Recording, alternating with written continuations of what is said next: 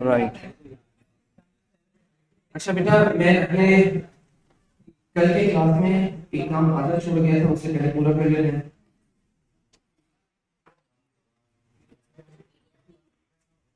मैं आज इसको नोट कर लेता हूँ।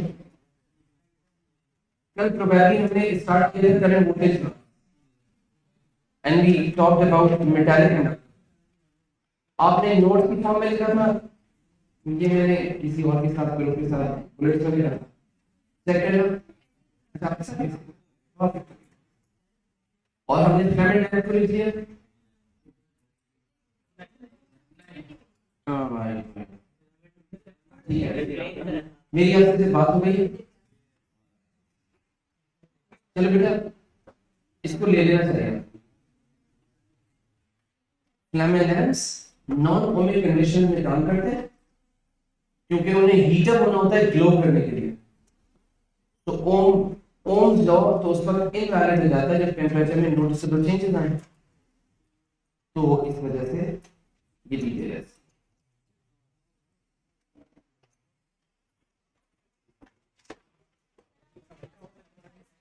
ओके अच्छा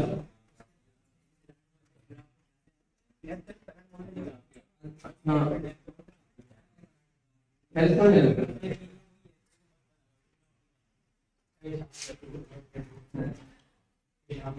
देखिए इसमें बेटा आईवी ग्राफ में 3 सब हेडिंग्स थी, मेटालिक कंडक्टर, फिलामेंट लैंप और एक डायोड चलेगा। अब ये क्या था, एक दफा सुन लो बात। हमारे पास एक लॉन्ग रेजिस्टिव मटेरियल की बनी हुई थिन वायर, और लॉन्ग थिन होने का मतलब उसकी रेजिस्टेंस ज्यादा है और वो ऑलरेडी रेजिस्टिव मटेरियल से बनी है, तो रेजिस्टेंस काफी। इस वायर को, बड़ी सी वायर है, प्लान ये कि इसमें करंट फ्लो कर पाएंगे तो ये हीट अप करके ग्लो करेगा लाइट में। लेकिन इतनी बड़ी लेंथ को इतने से बल्ब के अंदर एडजस्ट करने के लिए हम क्या करते हैं, इसको शेप कर देते हैं कॉइल की तरह, ठीक है। तो यहाँ पे जब करंट फ्लो करेगा अंदर इस कॉइल में करंट आएगा। बस अच्छा, ये मैग्नेटाइजिंग कॉइल नहीं है, मतलब इसके लिए ये पर्पस नहीं है कि मैग्नेटिक फील्ड प्रोड्यूस है। पर्पस ये कि बड़ी सी लेंथ को छोटे से स्पेस में एडजस्ट। जब करंट फ्लो करेगा तो इसमें हीटिंग होगी, जब ज्यादा हीटिंग होगी तो ये ग्लो करने लग जाएगा, इसमें लाइट इमिट होने लग जाएगी, और ये हमारे लिए कहलाएगा फिलामेंट लैंप, जिसका जॉब प्राइमरीली है क्या कि ये इलेक्ट्रिकल एनर्जी को लाइट में कन्वर्ट करता है। लेकिन आपको पता है दरम्यान में एक और स्टेज है कि इलेक्ट्रिकल से कन्वर्ट करता है हीट, और दूसरा स्टेज है कि वो लाइट में कन्वर्ट, यानी कि हीटिंग के साथ ग्लो करना। यानी फिलामेंट लैंप का जो असल काम है वो तो ग्लो करना है, तो हीटिंग उसमें एक समझ ले बेस है, ठीक है। सेकेंड ये है कि लैंप्स जो है उन्हें बनाया इसलिए जाता है कि उस जब काम करें तो ग्लो करें, मतलब उससे पहले बहुत हीट अप हुआ है, तो इसका मीनिंग उनकी रेजिस्टेंस नॉर्मल से बहुत ज्यादा हो गई होगी।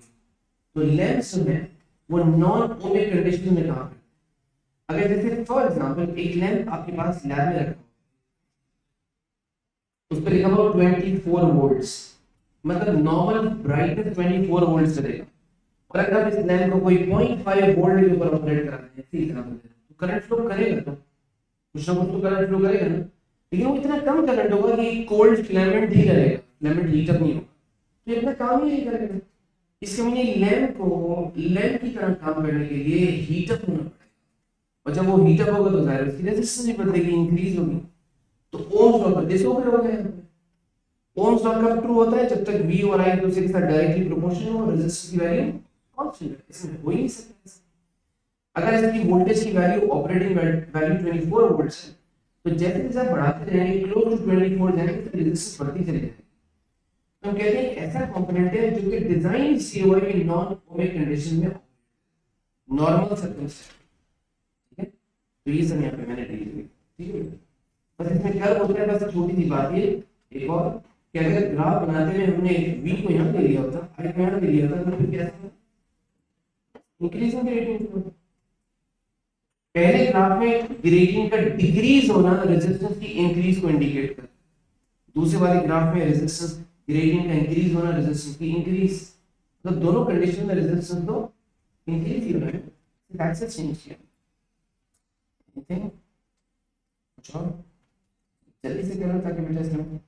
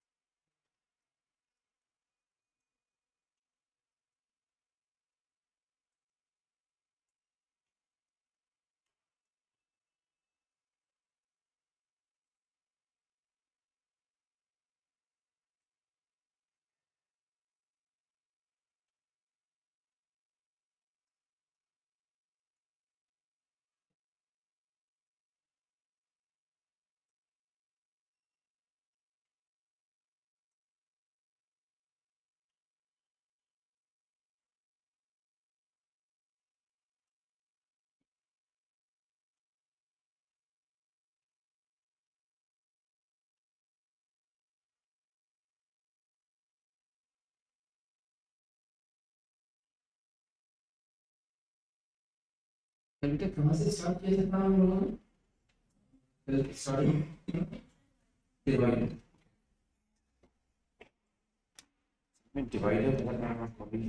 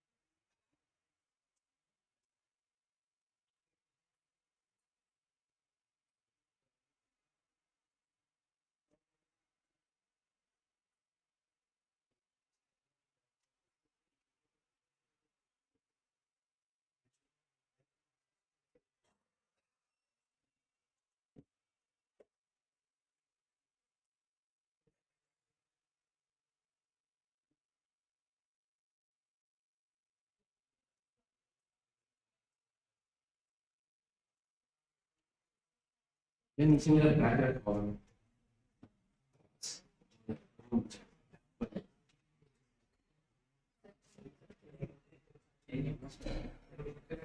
हो गया।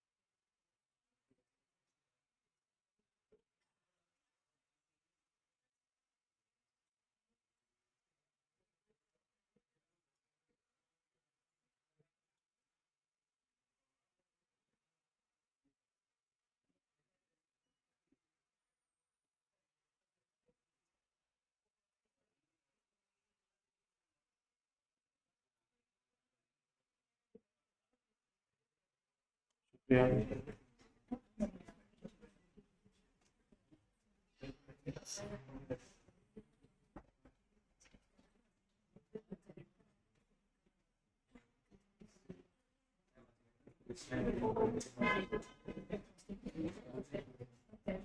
देना पहले, कुछ इंटरेस्टिंग है। अच्छा आगे बढ़ रहे हैं। चलो बेटा ये भी लैंप का सिंबल है और ये भी लैंप का सिंबल है, बस ये जो दूसरा वाला है ना जो आपको पहचान नहीं आएगा रिजवान, ये पुराना सिंबल कम यूज होता है, ज्यादातर लैंप्स के लिए ऊपर वाले क्रॉस बना हुआ है सिंबल। भाई डन हुआ तो आगे देखते हैं। चलो जल्दी से जाओ नेक्स्ट पेज में, या जैसे भी स्पेस आपके पास होगी तो पी पी जंक्शन नहीं, डायोड, डायोड्स।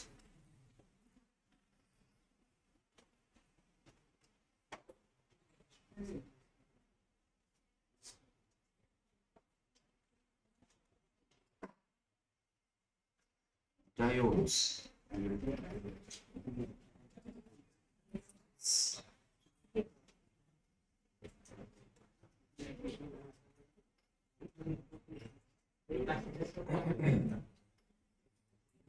फॉलो कर लेना भाई, देख लेना कि चीज को शुरू से करें।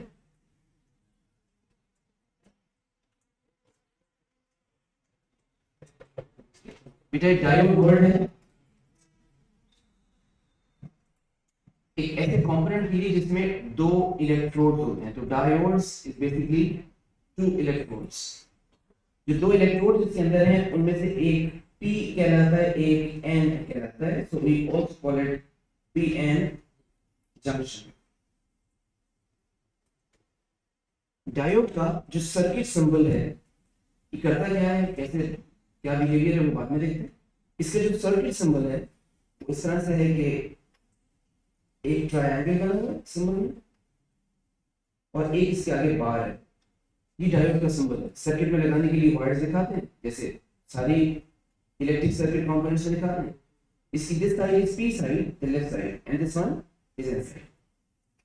अब इसकी प्रॉपर्टी क्या है, जैसे थर्मिस्टर की प्रॉपर्टी इसी तरह से एलडीआर की इसी है प्रॉपर्टी। डायोड्स में इलेक्ट्रिकल सर्किट में पोलैरिटी सेंसिटिव होते हैं, यानी टर्मिनल्स को सेंस करते हैं। जैसे फॉर एग्जांपल अगर मैं एक इलेक्ट्रिकल सर्किट में इस तरह करूं कि डायोड की जो पी साइड है ट्रायंगल वाली साइड, अगर मैं इसको positive terminal of the battery से लगा के इसको नेगेटिव टर्मिनल से लगाऊंगा तो diode allows current to flow through, current flow करेगा इससे, यानी डायोड एक कंडक्टर की तरह नॉर्मली बिहेव करेगा।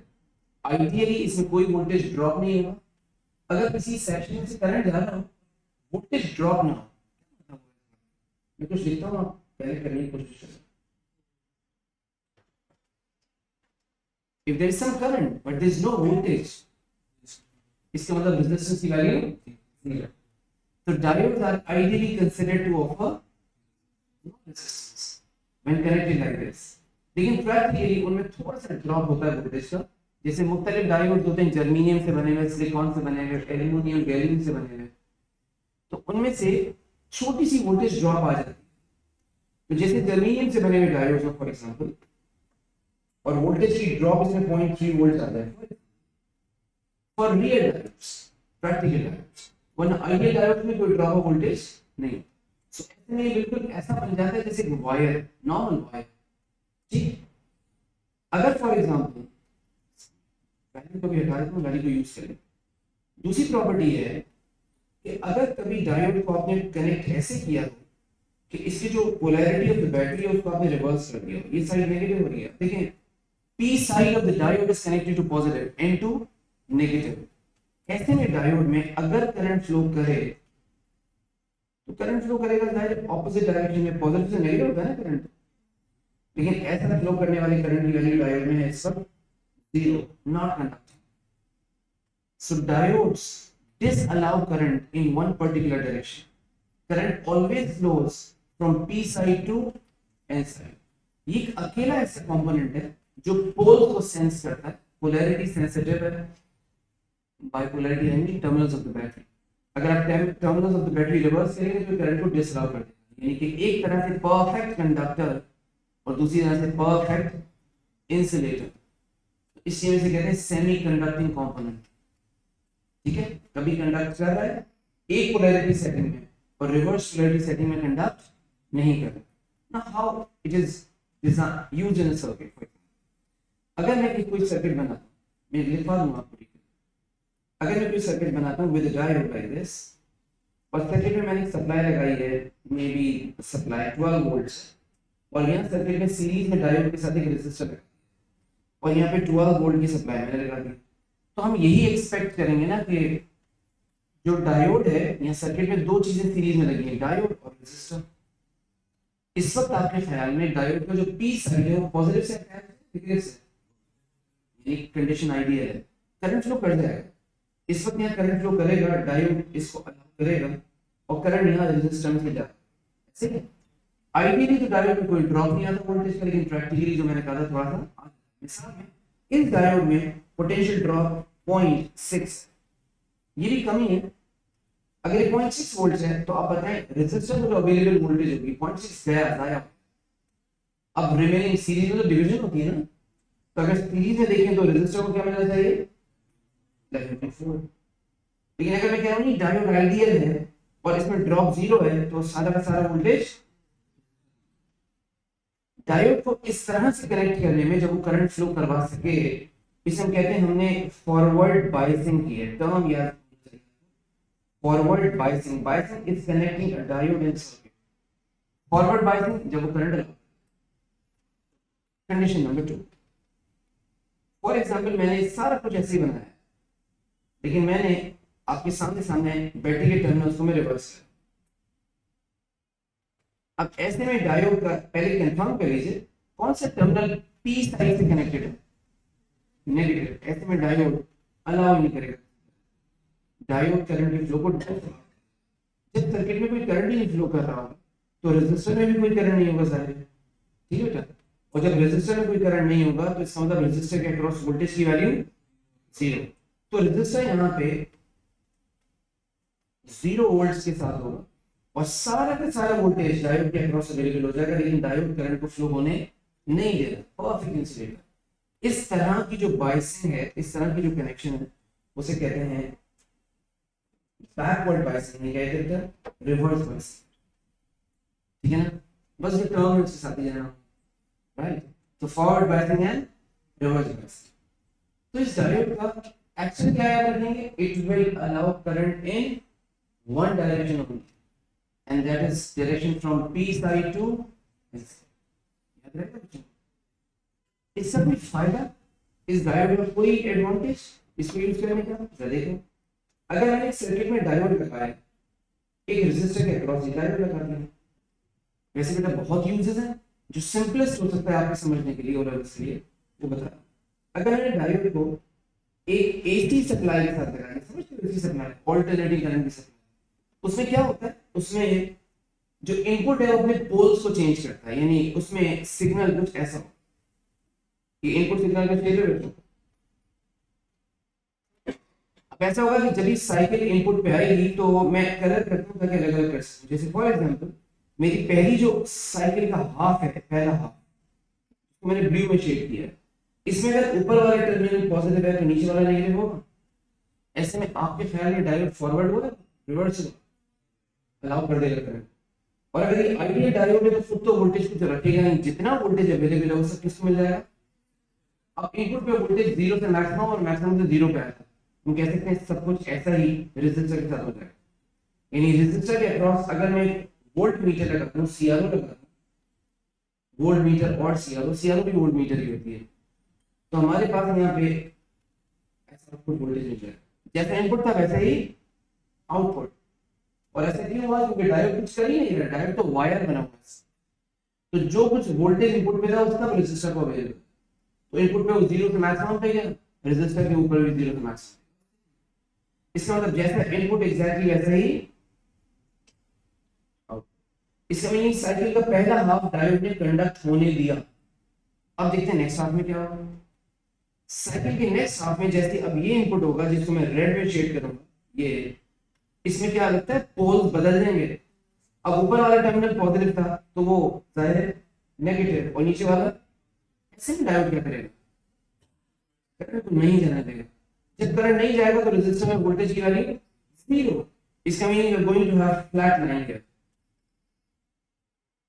और उसके बाद जैसे ही नेक्स्ट हाफ साइकिल आएगी तो डायोड करंट को अलाउ कर देगा दोबारा से, इसका मतलब नेक्स्ट हाफ साइकिल फिर से ऐसे आएगी। ऐसा है बेटा। अब देखिए इससे फायदा क्या होगा, वो जो हमारे पास एक एसी सिग्नल था, ऑल्टरनेटिंग सिग्नल, लगता है वो डायरेक्ट करंट सिग्नल बन गया डीसी सिग्नल। एसी और डीसी में दो फर्क होते हैं बेटा। एसी जो सिग्नल्स होते हैं ऑल्टरनेटिंग करंट सिग्नल, उसमें मैग्नीट्यूड भी चेंज होता है करंट वोल्टेज का, और डायरेक्शन भी चेंज होती है। और जो डीसी होते हैं उनमें ये दोनों चीजें नहीं होती। आप देखिए क्या ये डीसी बन चुका है अच्छे से, एक प्रॉपर डीसी है। चलिए मैं ये करके पूछता हूँ, क्या इस सिग्नल में अब डायरेक्शन का चेंज है? नहीं, डायरेक्शन का चेंज तो नहीं है। जब भी करंट फ्लो कर रहा है ऐसे ही फ्लो कर रहा है, there is no change of direction. एक पार्ट, एक तो काम हो गया कि एसी में जो डायरेक्शन का फ्लक्चुएशन हो रहा होता है वो नहीं होता।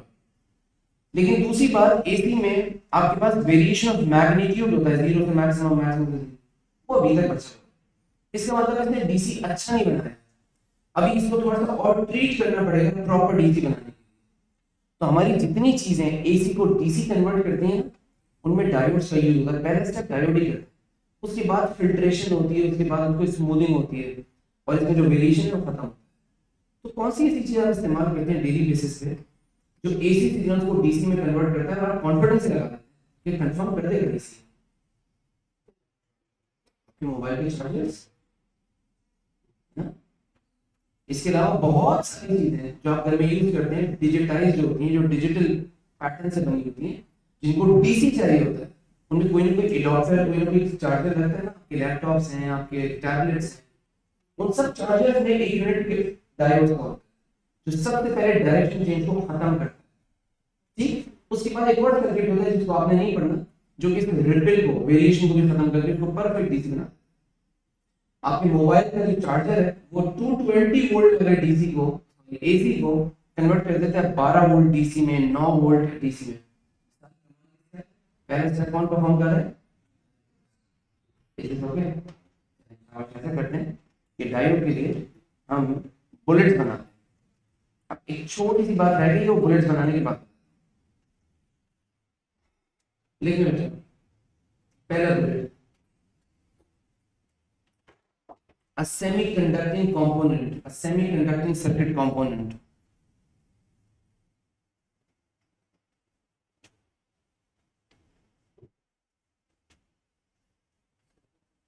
A semiconducting circuit component, पहला हो गया बेटा। दूसरा, allows current in one direction only, allows current in one direction only.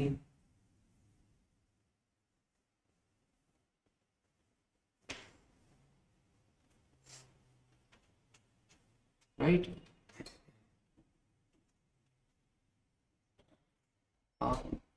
Offers negligible resistance when forward biased,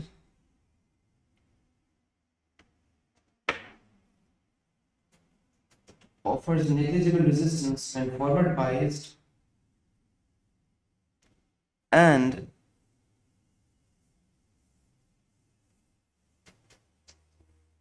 infinite resistance when reversed biased. Infinite resistance when reversed biased.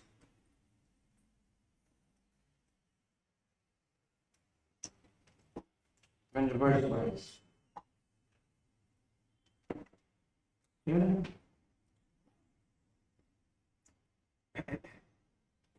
Used to convert AC signals into DC. Used to convert AC signal into DC.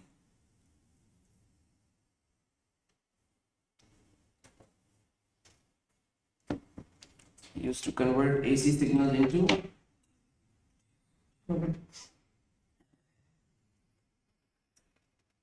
does not obey Ohm's law.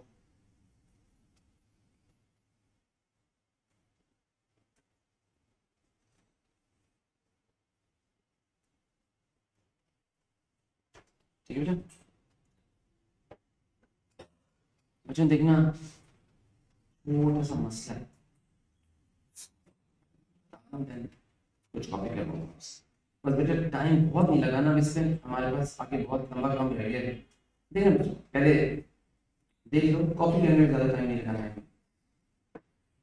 एक diode है जिसमें voltage drop, जब वो forward bias, उसमें voltage drop होना है 0.3 volts मेरे हिसाब। तो हम ये हमारा अंडरस्टैंडिंग है कि जब भी हम वोल्टेज इनपुट करेंगे इसमें 6 वोल्ट्स, तो यानी डायोड को अपनी गेट्स ओपन करने के लिए कम से कम 0.3 तो चाहिए, जिसको मैं कह रहा हूं आइडियल डायोड के लिए 0 ट्यून करते हैं।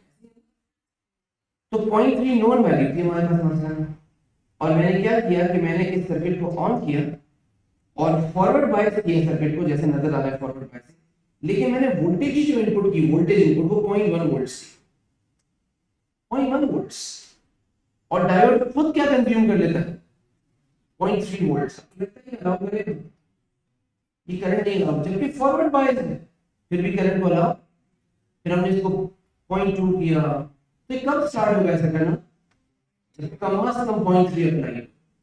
इसका मीनिंग ये है कि अगर मैं करंट वोल्टेज ग्राफ बनाऊंगा, current voltage graph, for example if I draw voltage and current, देखते हैं तो हम कह सकते हैं एक सर्टेन वोल्टेज तक तो कुछ नहीं होगा, और वो छोटा सा ये वाला सर्टेन वोल्टेज, और जैसे ही वो वोल्टेज एक्सीड हुआ, अब अगर मैं 0.3 0.4 और 0.5 और 0.6 करूंगा तो करंट बढ़ना शुरू हो जाएगा। इसका मतलब दिस विल हैपन इन अ, ये लाइन स्ट्रेट लग रही है ना बच्चों को, ये पता है स्ट्रेट लाइन तो ओम पर ओवे हो रहा है, नहीं हो रहा, ओरिजिन से नहीं है बेटा, डायरेक्ट इक्वेशन नहीं है। इसका मतलब ओम लॉ तो ओवे बिल्कुल भी नहीं है, तो डायोड का ना डिजाइन टू ओवे होगा। दूसरी बात, वो मिनिमम वोल्टेज जिसके ऊपर कोई डायोड अलाउ कर दे, उसे biasing voltage of the diode भी कहते हैं।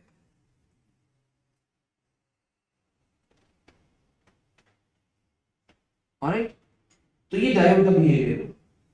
अच्छा, दूसरी बात देखते रहिएगा, इसमें इसी ग्राफ को मैं आपके सामने चेंज कर, दूसरी बात ये है कि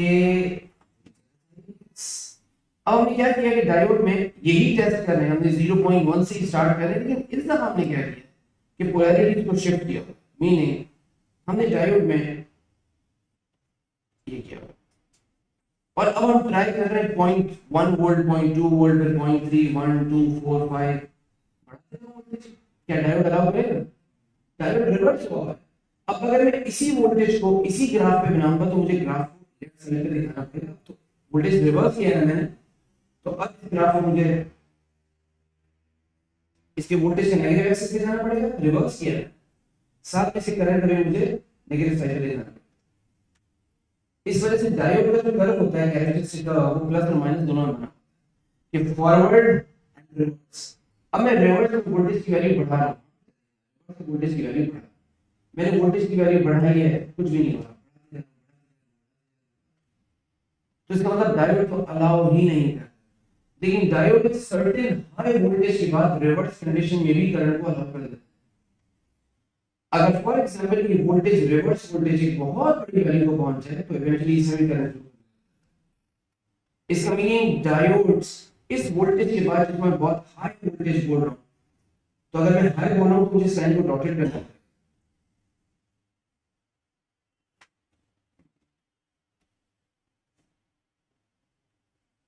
और ये लाइन डॉटेड क्यों करूंगा, क्योंकि देखो अदरवाइज ना हम ग्राफ में कंपेयर कर लेंगे कि भाई जितनी लेंथ ये है उसके हिसाब से ये लेंथ इतनी लग रही है।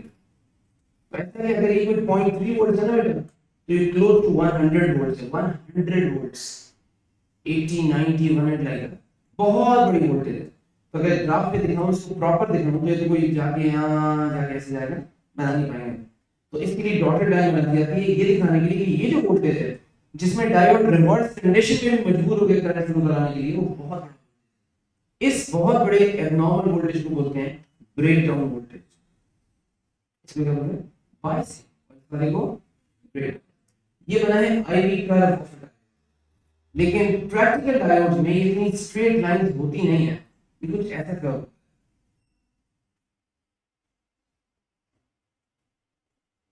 Is this okay? ये बेटा आईवी कर्व डायोड, अब बच्चे जो लिख रहे हैं ना उसको जल्दी से अपने पास लेने चीजों को और टाइम नहीं लगाना है। पहले यही देखो।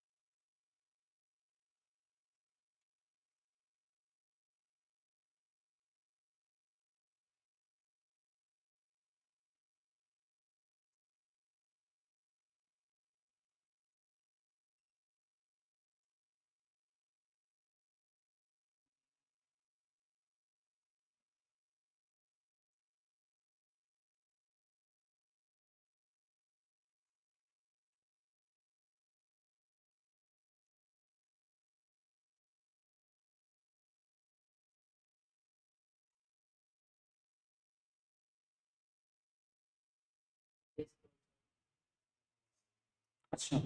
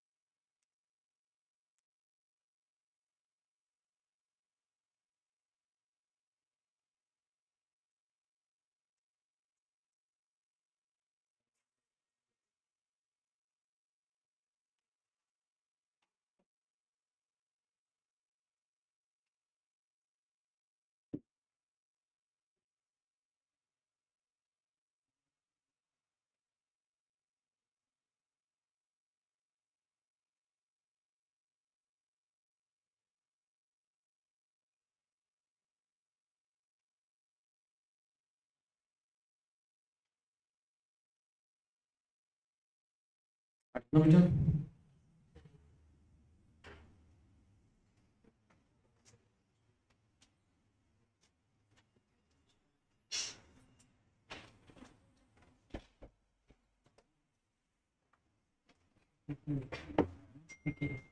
अरे वाह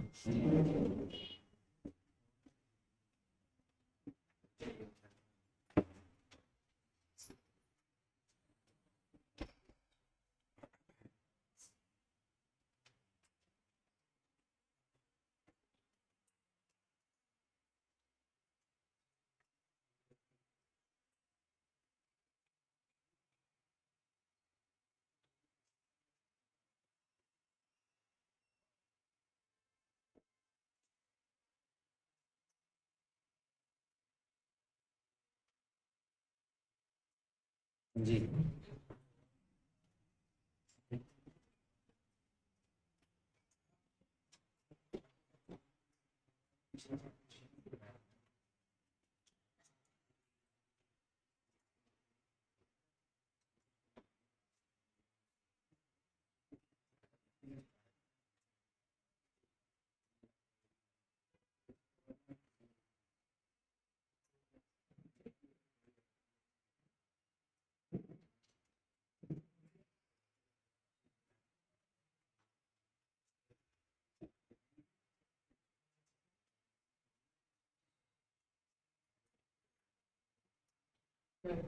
जानोगे जी,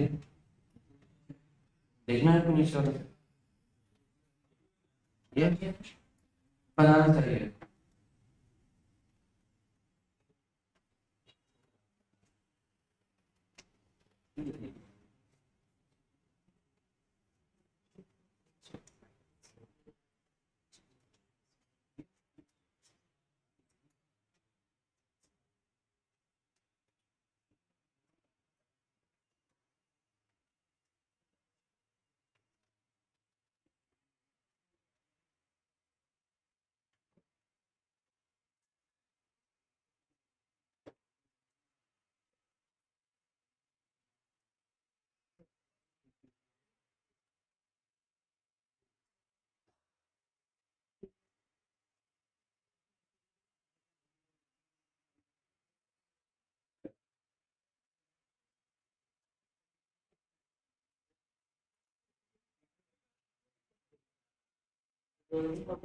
ना ना बस ये नहीं, दो ग्राफ से नहीं ना सेम तो है।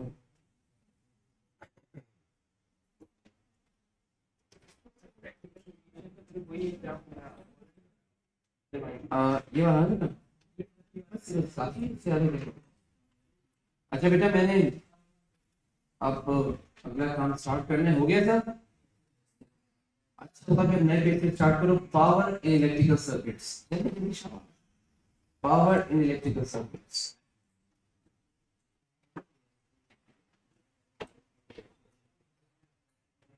Power in electrical circuits.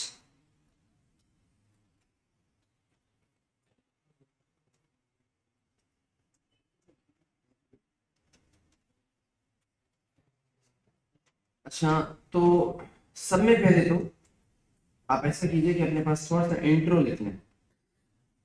बेटा तेरा इंट्रो लिखने से भी पहले बताना, ये पेज है तुम लोगों को भेज चुका हूं जिससे सारे सिंबल्स हैं। फिर जैसे जैसे टाइम आएगा बात करते हैं इससे। क्या लिखा बच्चों ने, पावर इन इलेक्ट्रिकल सर्किट। आगे देखो बेटा, छोटी सी बात देख लो, उसके बाद फिर आप नोट बनाओगे और मैं यहाँ पर डायग्राम वगैरह लिखेंगे। इस सर्किट में हमारे पास एक सप्लाई के साथ फर्स्ट एक हीटर लगा हुआ है, एक लैंप लगा हुआ है, एंड फॉर एग्जांपल दूसरी लाइन में एक आपके पास रेजिस्टर लगा हुआ है। सब सीरीज पैरेलल कॉम्बिनेशन। बैटरी ने करंट डिलीवर करना है, उस करंट का एक पार्ट यहाँ से जाएगा, आप जानते ही हो, एक पार्ट यहाँ से जाएगा। ऐसे जब किसी भी कंपोनेंट में से कोई करंट जा रहा होता है तो उस कंपोनेंट में कुछ ना कुछ एनर्जी कंज्यूम हो रही है। ये कंपोनेंट कुछ एनर्जी कंज्यूम करेगा, ये भी कुछ एनर्जी कंज्यूम करेगा। ऐसे ही अगर हम किसी भी कंपोनेंट की एनर्जी कंज्यूम को टाइम से डिवाइड कर पाए कि energy consumed in unit time 1 second time, इस क्वांटिटी को हम क्या कहा करते थे? अब हम कहा करेंगे power developed in a component, right? Power developed in a component. और अगर इसमें डेवलप्ड पावर निकाल पाए, इसमें भी निकाल पाए और इसमें भी निकाल लें, तो उन सब का जो एल्जेब्रिक सम होगा, एल्जेब्रिक सम, चाहे वो सीरीज में लगे हों या पैरेलल में लगे हों, यहाँ तो पावर है ना, तो सिंपली ऐड होती है जैसे भी लगे हैं। तो power developed in each component जब सम होगा तो आ जाएगी total power developed in the circuit. ठीक है, सो यहां से बस ए वही क्वांटिटी पावर, उसको थोड़ा सा रीडिफाइन किया, लिखिएगा that power developed in a component, power developed in a circuit component, power developed in a circuit component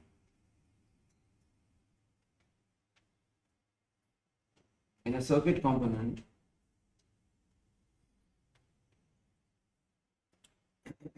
determines the amount of energy consumed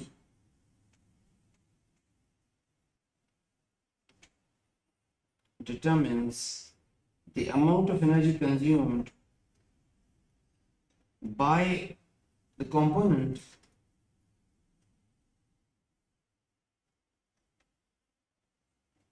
per unit time, by the component per unit time. ठीक है, सही बेटा। चले ये diagram में बाद में करता रहूंगा, इधर देखिए। अब बच्चों थोड़े मैथमेटिकल स्टेप्स हैं और उनको आप स्किप नहीं कर सकते, आपको आने चाहिए। पहला स्टेप ये बताएं, इलेक्ट्रिकल सर्किट में किसी भी वोल्टेज की वैल्यू को, अब वो ईएमएफ हो या वो कोई पोटेंशियल डिफरेंस हो, कोई सा भी वोल्टेज हो, सभी वोल्टेजेस ही है ना, ईएमएफ हो या पोटेंशियल डिफरेंस या टर्मिनल पोटेंशियल, डिफाइन कैसे करते हो? V equals to what? अच्छा, V इक्वल्स टू I है एक्सप्रेशन, लेकिन बेटा हमारे पास V इक्वल्स टू I है ना, डिफाइनिंग फार्मूला थोड़ी है वोल्टेज का, उससे कुछ और था, पहले पढ़ा था।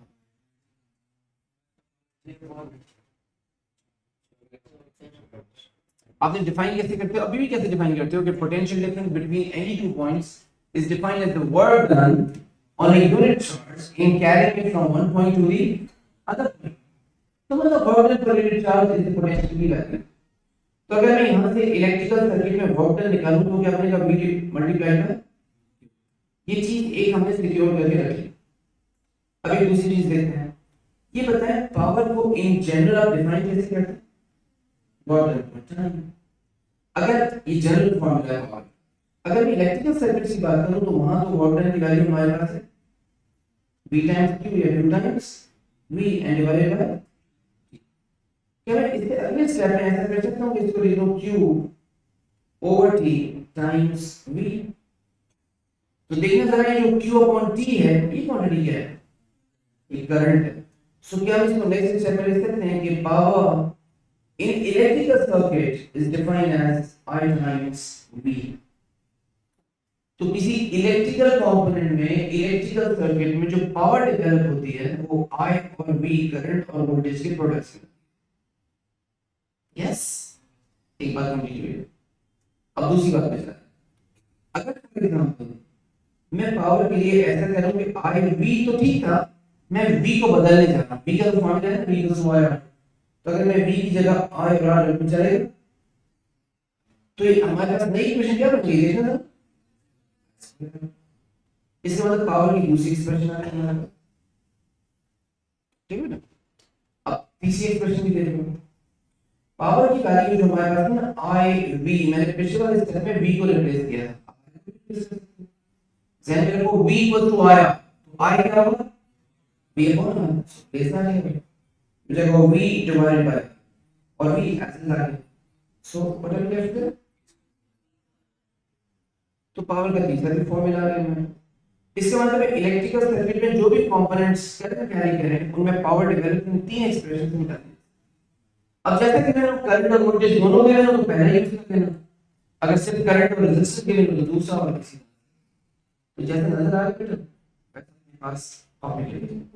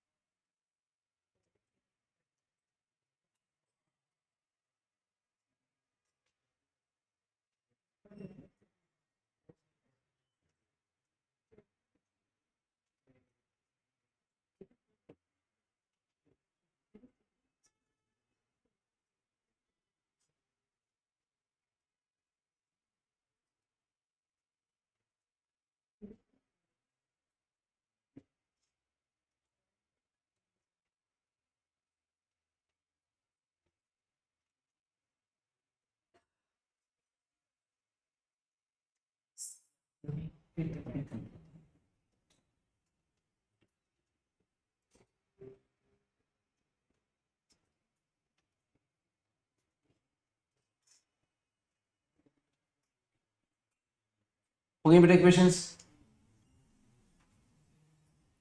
बस जरा जिन जिनको मैंने हाईलाइट किया है उनको आप भी जरा अच्छे से हाईलाइट कर लीजिएगा, हमारी इंपॉर्टेंट क्वेश्चंस हैं, बहुत यूज, ठीक है?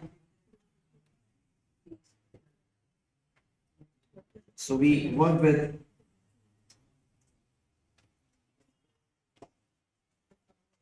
three equations.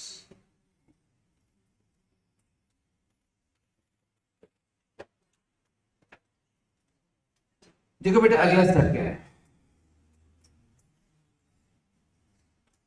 अगला स्टेप ये है कि पावर को वर्क डन अपॉन टाइम तो आपने डिफाइन किया ही है, लेकिन पावर एनर्जी ओवर टाइम भी होता है। तो जैसे मैं इलेक्ट्रिकल कंपोनेंट की बात करूं तो पावर जब एनर्जी ओवर टाइम तो डिफाइन है, energy consumed, electrical energy wasted per unit time, या electrical energy consumed per unit time. तो क्या मैं एनर्जी कंज्यूम्ड की वैल्यू निकालने के लिए पावर मल्टीप्लाई बाय टाइम भी कर सकता हूं? मैंने टी को दूसरी तरफ शिफ्ट किया, ये जो टी डिनोमिनेटर में है ये उधर शिफ्ट हो जाएगा ना, तो आप समझ लगे power multiply by time is energy. ये बताएं एनर्जी की जो वैल्यू है, क्या मैं इसमें लिख सकता हूं पावर की वैल्यू क्या होती थी? पावर की value I V and T, यानी इलेक्ट्रिकल सर्किट में किसी गिवन टाइम लेंथ में कितनी एनर्जी इस्तेमाल हो रही है हम आई वी टी से निकाल सकते हैं। क्या हम ये चीज आई स्क्वायर आर टी से निकाल सकते हैं? और क्या यही चीज हम तीसरे वाले एक्सप्रेशन से, विच इज, इसका मतलब एनर्जी के साथ भी हमारे पास तीन लिंक्स हैं, इसके तीन इक्वेशन हैं, वी कैन यूज दिस।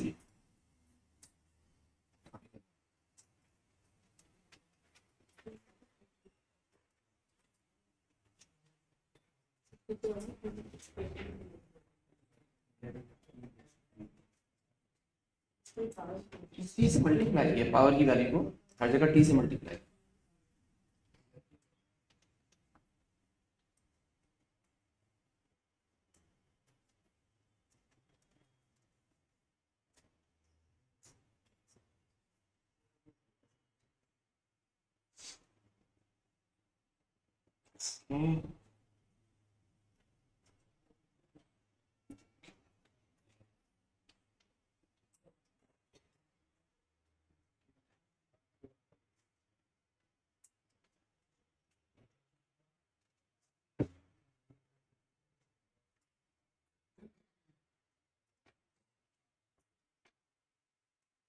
बेटा स्टेप तो आसान लगे ना आपको या स्टेप मुश्किल लग रहे हैं बच्चों?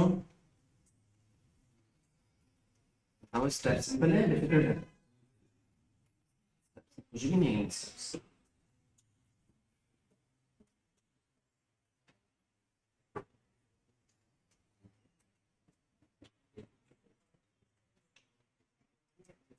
इनके बाद आपकी हेडिंग थी power in electrical circuit, right? आप एक छोटी सी हेडिंग और डालें, मेन हेडिंग हमारी पावर है, उसके अंदर एक छोटा सा पार्ट हम कर रहे हैं,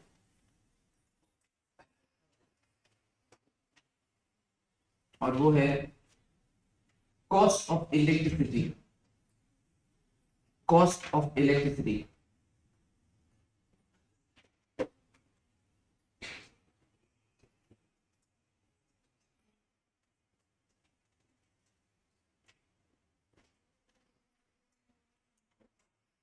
देखो बेटा एनर्जी की वैल्यू अभी नहीं लिखना, बस हेडिंग के बाद छोड़ दो। एनर्जी की वैल्यू है पावर मल्टीप्लाई बाय टाइम। इस हिसाब से एनर्जी का यूनिट तो होता है जूल्स, आप सब जानते हैं जूल्स, एनर्जी मेजर जूल्स। और राइट हैंड साइड में जो चीज है वो है पावर और टाइम। पावर का यूनिट क्या है? Watts।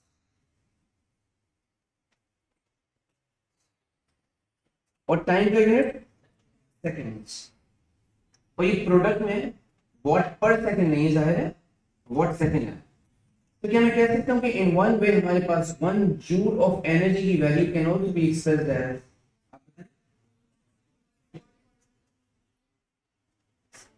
पर नहीं, डिनोमिनेटर नहीं है, 1 वॉट सेकंड, ऐसा है। इसका मतलब एनर्जी वॉट जूल्स की जगह वॉट सेकंड भी हो सकती है, ठीक है। इस बेसिस के ऊपर मैं आपको टाइम दूंगा पूरा कॉपी करने के लिए, आप अभी जो बता रहा हूँ बस उसको देखते जाइए, समझ लेंगे। फर्स्ट करें, आपको कहा गया है कि आपके पास एक क्लास में लगा हुआ प्रोजेक्टर है, राइट, और कहा गया कि जो प्रोजेक्टर है ये रेटेड है 800 वॉट से। अगर ये 800 वॉट्स पे रेटेड है, इसका मतलब it is designed to consume 800 joule of energy in 1 second. ये इसकी रेटिंग है कि नॉर्मल ऑपरेशनल केसेस में ये कर रहा है, ठीक है, कि जब ये नॉर्मली ऑपरेट हो रहा है तो 800 जूल ये 1 सेकंड में खा जाएगा। तो ये प्रोजेक्टर की रेटिंग है। अगर कहा जाए इस रूम में जो प्रोजेक्टर लगा है वो दिन में 4 आवर्स इस्तेमाल होता है, 4 आवर्स अ डे इस्तेमाल होता है, और ये प्रोजेक्टर 6 डेज अ वीक इस्तेमाल होता है।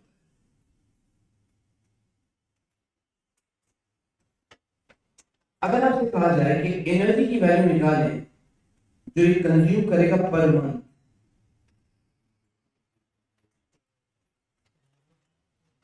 Energy consumed per month, for example ये निकालिए, तो हम क्या क्या कर सकते हैं। अब डेटा मैं सामने रखता हूँ, आप कॉपी करोगे ना, मैं इसको रीअरेंज करूँ, अभी जगह को थोड़ा सा इस्तेमाल करना है। तो ये डिटेल है, इस डिटेल को थोड़ा सा बंद कर लेते हैं एक बॉक्स में, इसको यूज करेंगे। और आपसे एनर्जी का पूछा गया, चेक करना बेटा। क्या मैं सबसे पहले कह सकता हूँ कि इस डिटेल के लिहाज से जब एनर्जी में निकालूंगा तो एनर्जी मेरे पास निकलेगी पावर मल्टीप्लाई बाय टाइम। तो जो पावर की वैल्यू है वो है 800, और टाइम मेरे पास है 4 घंटे एक दिन में, तो मैंने लिखा 4 आवर्स डे, और हर वीक में 6 डेज ऐसा होता है, और एक मंथ में हमारे पास 4 सच वीक्स हैं। लेकिन ये जो मेरे पास टाइम आया मल्टीप्लाई करके ये 8 से है। अगर इन्हें मुझे सेकंड में करना है तो मुझे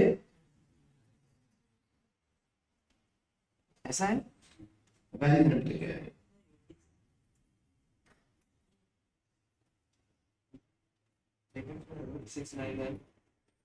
अच्छा 691 आगे 2 अच्छा, और आगे ध्यान रखना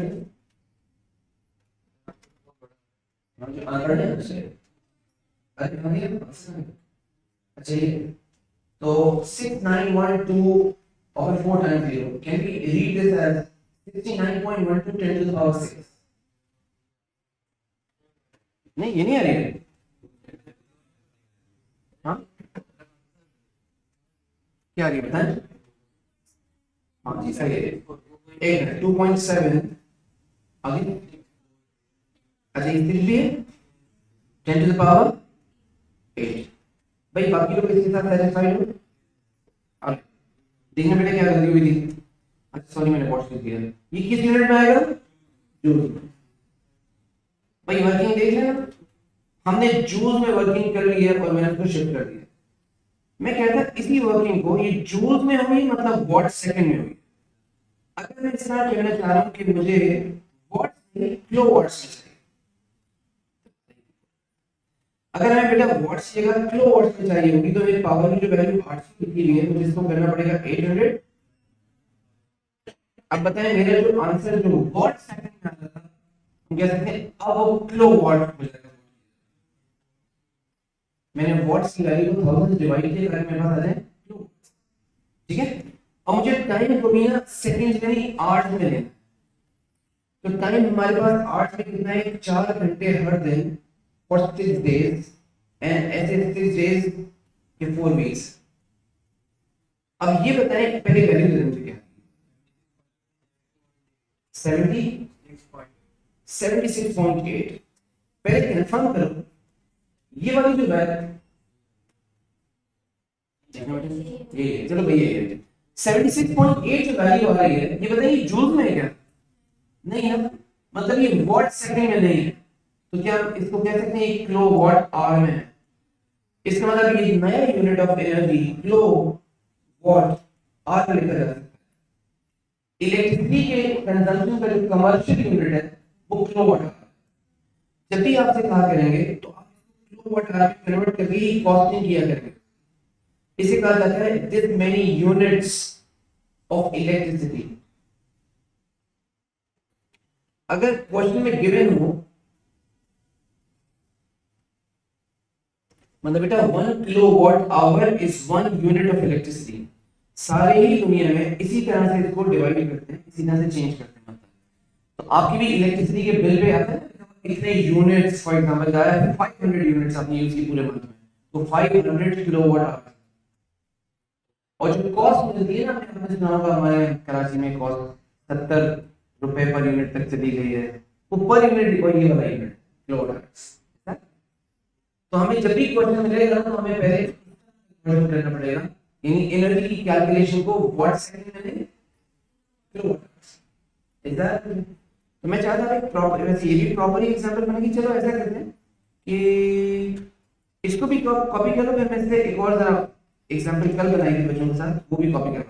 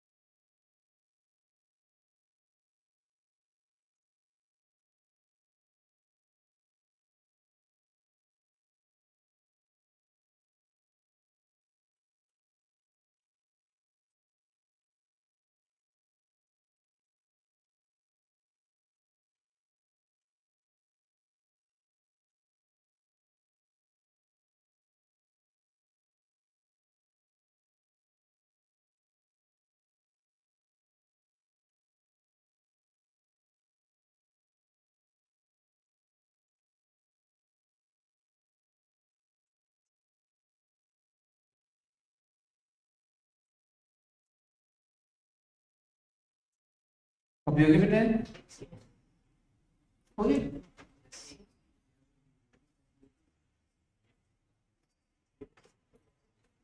ये मैंने आपको, ये भी मैंने भेज दिया है।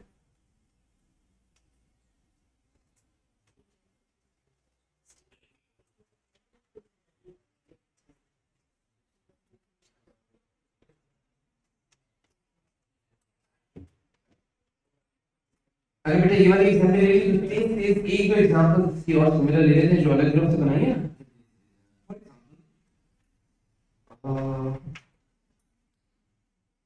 अब इसमें ना बस मैंने यहाँ तक लेके आया हमारे एग्जाम्पल में कि वो कितना एनर्जी यूज हुआ है। फाइनल आंसर के लिए मैं क्या करना होगा, इसको अपने मल्टीप्लाई करना होगा जो कॉस्ट की वैल्यू होगी। इसको भी तेजी से देख लो ना।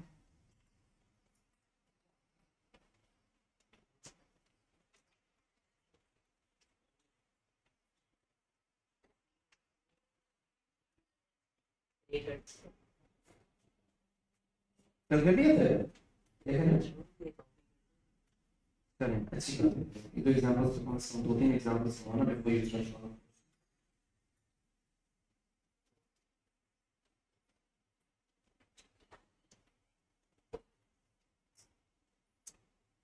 एक एग्जांपल में शायद कॉस्ट तक निकाली हुई है, वो देख लेते हैं ये हो जाए आपसे।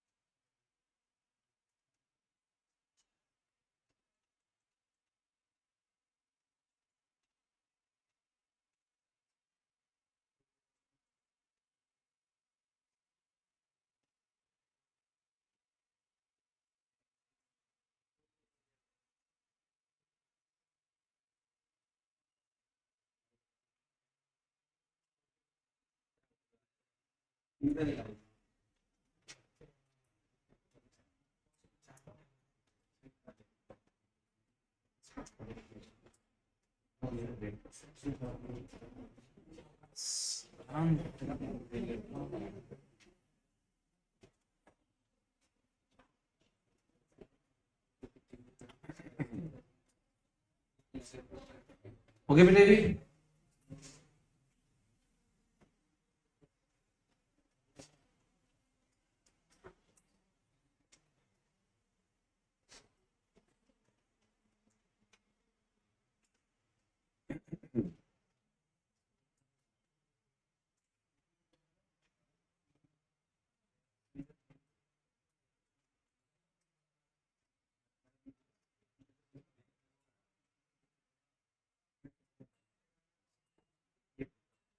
हटा दिया जाए। ओके अच्छा, मैं एक और एग्जांपल दिखा रहा हूँ, इसे कॉपी करने में ना लगना क्योंकि टाइम लगा है सिर्फ। ऑलराइट, चेक करना बेटा इस एग्जांपल को। एग्जांपल ये थी कि कोई इलेक्ट्रिक आयरन है 750 की, जो अभी हमने लिया था वो भी इलेक्ट्रिक आयरन थी, वैल्यू क्या थी 750, और कैसे चार्ज ले जा। अच्छा, ये कोई क्वेश्चन है शायद पास से वैल्यू भी गिवन है 6 आवर्स अ डे और इलेक्ट्रिसिटी की कॉस्ट है 25 सेंट्स पर यूनिट, और आपसे 1 वीक ऑपरेशन की कॉस्ट मांगी है। तो हमने क्या किया चेक करो, हमने एनर्जी का वैल्यू निकाला। एनर्जी की वैल्यू निकालने में हमने खास ख्याल किया कि पावर को हमने लेना है किलोवाट्स में और टाइम को आवर्स में लेना है। तो ये वैल्यू निकली 31.5। कॉस्ट क्योंकि उन्होंने दी हुई थी यहाँ पे कितना 25 सेंट्स, तो फाइनली हमने क्या दिया इसे सब में। तो ऐसे करता हूँ, ये मैं आज की पीडीएफ में इंक्लूड कर देता हूँ, ऐसे एक दो एग्जांपल्स और बनी हुई है, ठीक है। सो यहाँ से फर्दर एग्जांपल्स लेने की बजाय कुछ पूछना है इसमें ना, यहाँ फर्दर एग्जांपल्स लेने की बजाय हम एग्जांपल लेते हैं past year, we start solving questions fast, ठीक है। तो अभी हैंड यानी वर्कशीट तो नहीं आई है, बट स्टिल हम काम कर सकते हैं। तो ऐसा करते हैं कि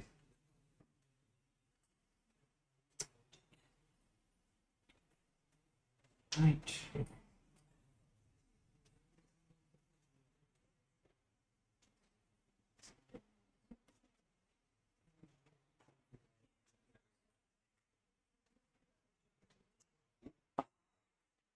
बेटा क्वेश्चन के अंदर एक हेयर ड्रायर का इंटरनल सर्किट है, यूज करते होंगे आप लोग। इस हेयर ड्रायर में हीटर्स लगे हुए हैं दो, और उनकी हीटिंग को बाहर ब्लो करने के लिए एक फैन लगा हुआ है। ये सब एक सप्लाई से ऑपरेट हो रहे हैं। देख रहे हो सप्लाई कौन सी supply? AC DC AC supply लगी हुई है।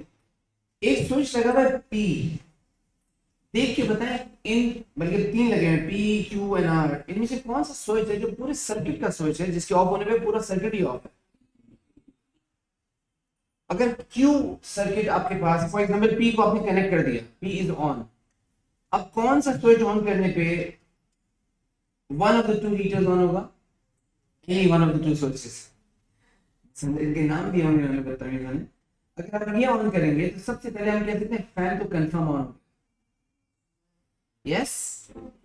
और अगर ये भी ऑन कर दिया तो फैन के साथ साथ one of the two heaters, और अगर साथ साथ में ये भी लगा दिया तो फैन के साथ दोनों हीटर्स। अब देखते हैं डिटेल क्या है।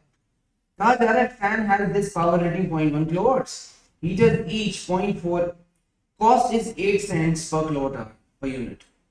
कहा जा रहा है what's the cost of running the dryer for 2 hours with switches P and Q closed and R open। R open है तो ये तो काम नहीं करने वाला, इसका मतलब एक हीटर ऑन होगा और दूसरा फैन ऑन होगा।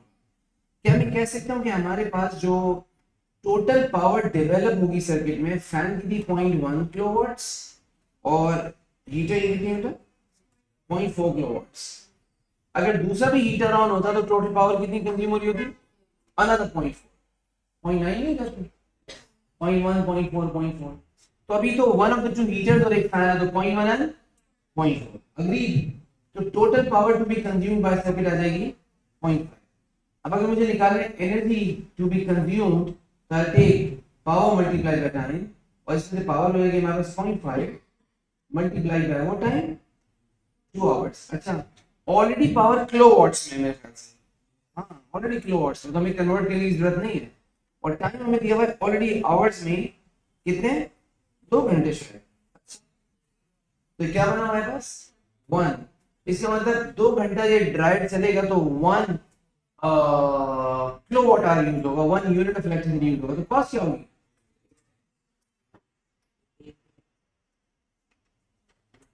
क्या आपको ये क्वेश्चन मुश्किल लगा? नो, इजी है, चेक करने वर्किंग, आसान वर्किंग है। पिछले वाली एग्जाम्पल दिखाऊं आपको? देख लेते ये क्वेश्चन करने, वो मेरे नोट्स में दिए बुक में। अच्छा,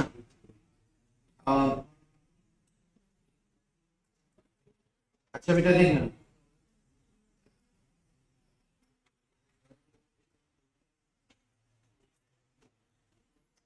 जरा इसका कोई आंसर निकाल के दोगे? इसका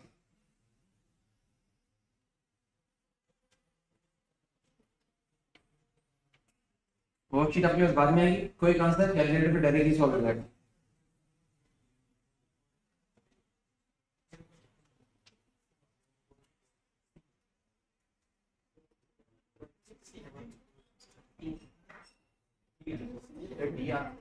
अच्छा पता नहीं बेटा, 2 किलोवाट पावर और 3 आवर्स का इस्तेमाल है, कितना बना हमारे पास? ये बन 6 units of electricity, 6 kilowatt hour.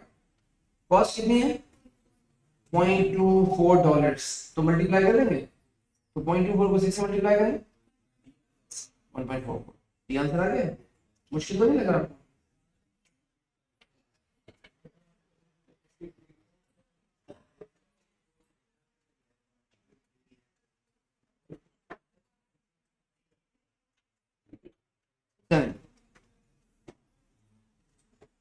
ये सारे आपके वर्कशीट में आने वाले क्वेश्चन है। तो the average input power to a freezer is 80 watts and 1 kilowatt hour is 25 cents। so what is meant by 1 kilowatt hour? तो आपने बताना है कि it is 1 unit of electricity। और इसका जूल्स में कन्वर्जन देख सकते हैं हम। देखिए कैसे लिख सकते हैं, हम लिख सकते हैं 1 kilowatt hours when converting into joules, तो 1 किलो की जगह हो जाएगा 1000 और आवर्स है तो उसकी जगह हो जाएगा 3600। ये क्या बन जाएगा 3.6 10 to the power 6 joules।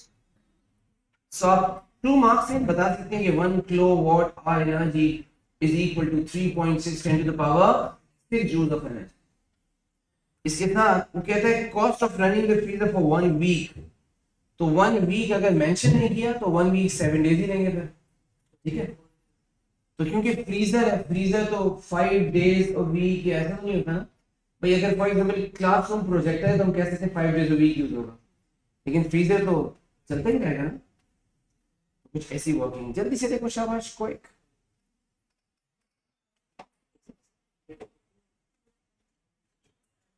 Working देखें बस।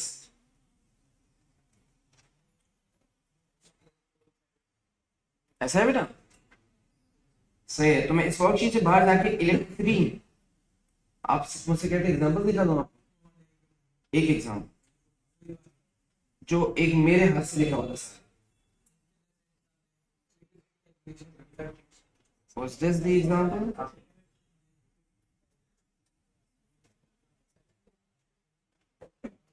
लेकिन मैं तुम्हारे नोट्स में ऐड करके भेज दूंगा।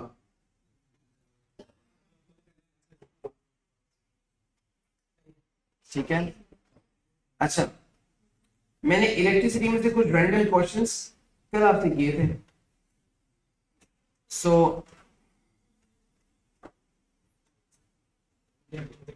जरा बताएंगे, हम बेटा कहते हैं कि कंबाइंड रेजिस्टेंस निकालें, क्या हम बगैर कैलकुलेशन के कुछ डायरेक्ट आंसर कर सकते हैं?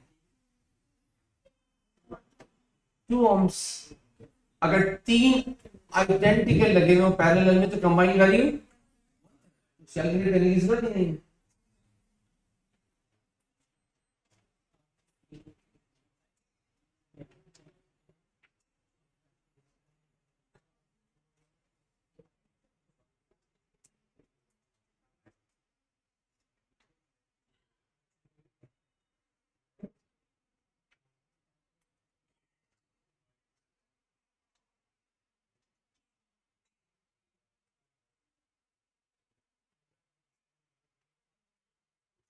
क्या इसकी कंबाइंड हम इतनी कन्वीनियंस से निकाल सकते हैं? नहीं ना, क्योंकि तीनों आइडेंटिकल, लेकिन निकाल सकते हैं। पता है कैसे?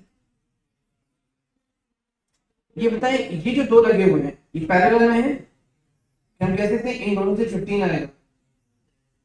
और अब जब इन दोनों से 15 आया तो केयरफुली देखें, क्या हम कह सकते हैं इन दोनों से, क्या हम कह सकते हैं इन दोनों से आएगा हमारे पास? इसका मीनिंग कन्वीनियंस हो जाएगी इस तरह से। जरूरी नहीं है कि पूरे सर्किट पे एक ही रूल रहे, ऐसा कर सकते हैं। ठीक है बेटा, जब वर्कशीट मेरे हाथ में होगा तो और आसानी हो जाएगी।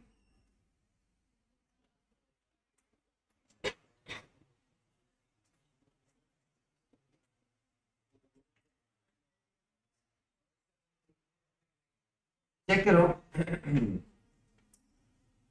सर्किट बना हुआ है, 2 ब्रांचेस में से एक में करंट दे रहे हैं। तो मैं आपसे पूछूं, क्वेश्चन बाद में देख लेंगे, ये बताएं दूसरी ब्रांच में करंट और टोटल करंट प्रेडिक्ट कर सकते हैं हम या कैलकुलेट कर सकते हैं बगैर कुछ लिखे हुए डायरेक्टली? भाई कर सकते हैं। तो बताओ मुझे कि यहाँ जो करंट आएगा, इधर जो करंट आएगा वो कितना होगा? 0.3। रेजिस्टेंस डबल है तो करंट की वैल्यू कोई कैलकुलेशन की नीड नहीं थी आपको। तो जब ये हाफ हो गया है तो टोटल करंट भी प्रेडिक्ट हो जाएगा 0. ये प्रेडिक्शन नहीं, एब्सोल्यूट आंसर है। ठीक है,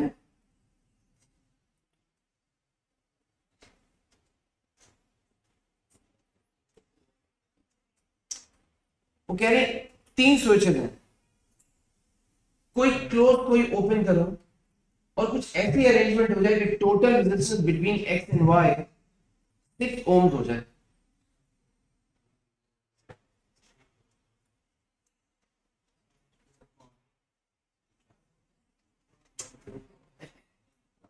अच्छा पहले मैं, हाँ जी, S1 S2 को क्लोज कर देंगे तो, और व्हाट अबाउट S3? चले बिल्कुल सही आंसर है। अगर मैं S3 को क्लोज कर देता हूँ अगर, तो पता है इससे क्या फर्क पड़ेगा? ये सर्किट में इनएक्टिव हो जाएगा, यहाँ से करंट जाएगा, ये शॉर्ट सर्किट हो गया है, सारा का सारा करंट नीचे से चला जाएगा। तो अगर बाई का ऐसा कर दिया फॉर एग्जाम्पल, इस वक्त आपके पास, और ये भी कनेक्टिव है, ये कनेक्टिव होगा। चलिए मुझे आप बताएं वैसे इस वक्त जो मैंने बनाया, इस वक्त सर्किट की नेट रेजिस्टेंस आपके ख्याल में क्या है?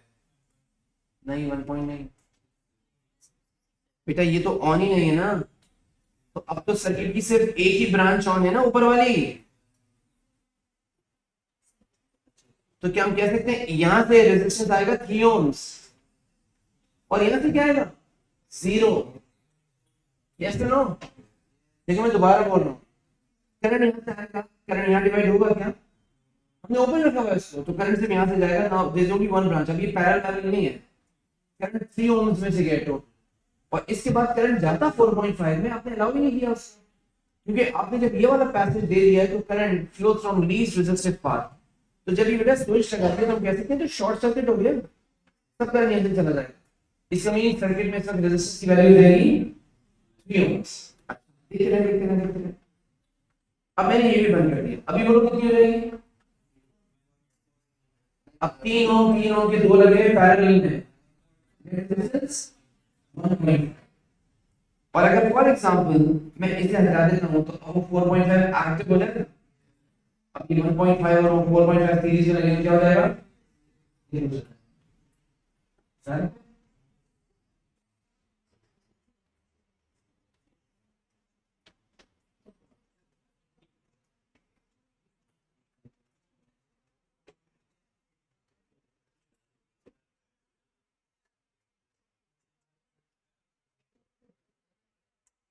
क्या बेटा डायरेक्टली कैलकुलेटर पे सर्किट का टोटल करंट निकाल सकते हो विदाउट राइटिंग इक्वेशन?